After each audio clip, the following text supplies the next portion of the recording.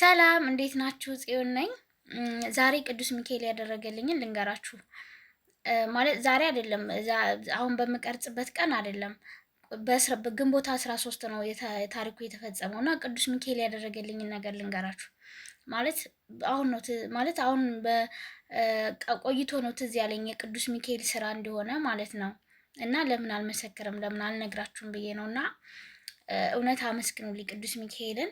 ለኔ በጣም ትልቅ ነገር ነው ያደረገልኝ እውነት ለመናገር ማለት ለመሰላችሁ።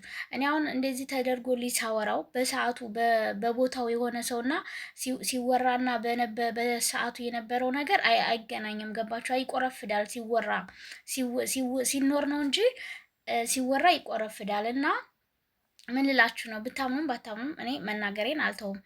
በ13 ማለት ነው በ13 ቤት ቁጭ ብዬ በአይምሮ ላይ ትልቅ እየባብ ተሳለብኝ እና በጣም ደነገኩኝና ማተብኩኝ። ይህ አይነት መንፈስ ማለት ነው፣ ይህ አይነት ስሜት መቼ ነበረ መሰላችሁ? እዛ ሀገር እንደመጣሁኝ አካባቢ በጣም ያሰቃየኝ ነበረ።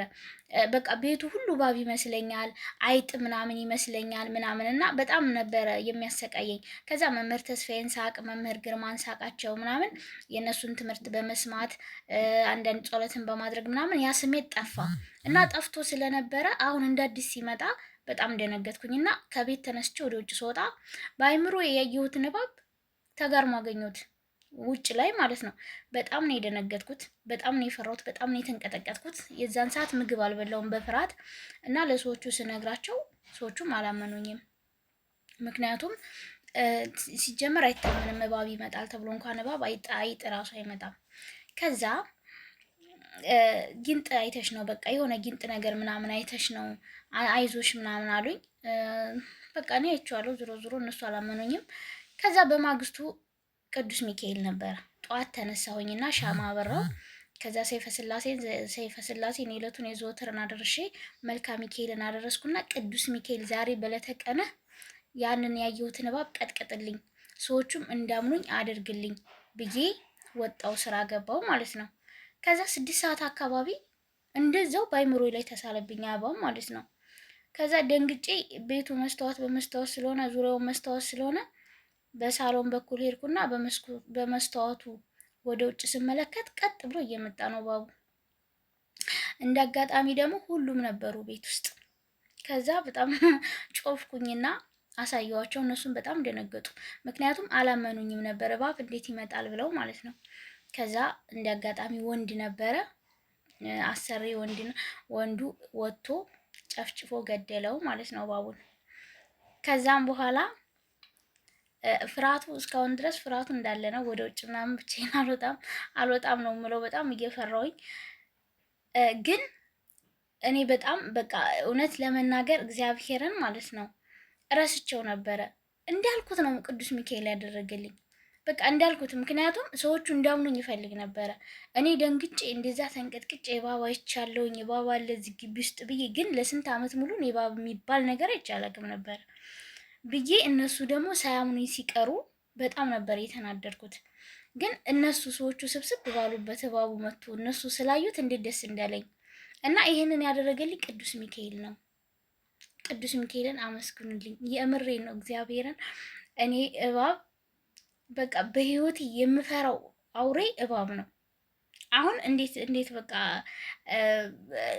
መልካ ሚካኤልን አድርሼ ለቅዱስ ሚካኤል ነግሬ ልክ እንዳልኩት ስለሆነልኝ እንዴት ደስ እንዳለኝ።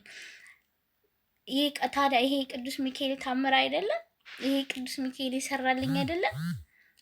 ለእኔን እንደሰማኝ ቅዱስ ሚካኤል እናንተንም ይስማችሁ። የምሬ ነው። አመስግኑልኝ። ሌላው ደግሞ የእስትንፋሰ ክርስቶስን በቀጣይ የእስትንፋሰ ክርስቶስን ያደረጉትን ታምር መቼም ሰው አያምንም። ስለ እስትንፋሰ ክርስቶስ መምህር ግርማ ሁሌ ይናገራል፣ ያስተምረናል። መምህር ተስፋዬና ማለት ገድላቸውን የሚያነብ የሚማጸናቸው የሚዘክራቸው ምናምን የሞተ ዘመድ ያለው ሰው በእሳቸው ምልጃ ጸሎት ከሲኦል እንደሚወጣ ይናገራል መምህር ተስፋዬና አሁን ስለሳቸው በጣም የሚገርም ታሪክ የሚገርም ታምር በቀጣይ ቪዲዮ እነግራችኋለሁ። ሰብስክራይብ እያደረጋችሁ አበረታቱኝ። እኔ አገር ቤት ገብቼ በጣም መስራት ስለምፈልግ ምናምን ይሄንን ቻናል የከፈትኩት በዚህ በመንፈሳዊ ማለት በመምህር ተስፋዬ ትምህርት የተነሳ ለብዙ ሰዎች ድምጽ ማለት እኔ የመምህር ተስፋዬ ተማሪ ሁኜ በጣም ጎበዝ የመምህር ተስፋዬ ተማሪዎች በጣም ጎበዞች አሉ። በጣም ቤተሰቦቻቸውን የቀየሩ በጣም የበረቱ ልጆች አሉና እንደነሱ እንኳን መሆን ቢያቅተኝ የሰማሁትን መናገር ለሌላ ሰው በጣም ይሄ ትልቅ ነገር ነው። ቁም ነገር ለሰውን ራሱ መረዳት። እኔ አሁን የመምህር ተስፋዬ ተማሪ ከሆንኩኝ በኋላ ሰዎችን የምረዳበት መንገድ የተለየ ነው።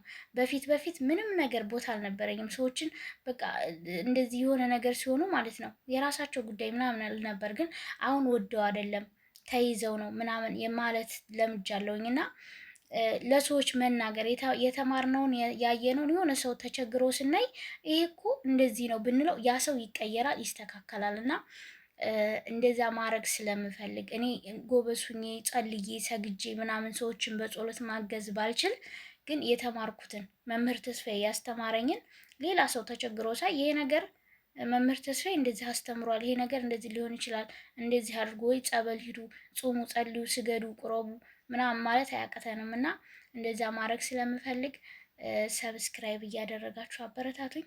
አመሰግናለሁ ስላደመጣችሁ። ባይ። ቅዱስ ሚካኤልን አመስግኑልኝ። ለእኔ ትልቅ ታምር ስለሆነ ነው የነገርኳችሁ። አሁን እኔ ስናገረው ቀለል አድርጌ ምናምን አሁን በቃ እንዴት ነው ይሄ ምን ብርቅ ነው ምናምን ልትሉ ትችላላችሁ። ለእኔ ግን ትልቅ ነገር ስለሆነ ነው። በቦታው ብትሆኑ እናንተ ከዛም በላይ ትሆኑ ነበር። እባቡ እንዴት ጥልቀቱ እንደሚያስፈራ ማለት ነው። ለዛውም እዚህ ሀገር ምንም ነገር ኮሽ የማይልበት ሀገር ጫካ የለም ምን የለም።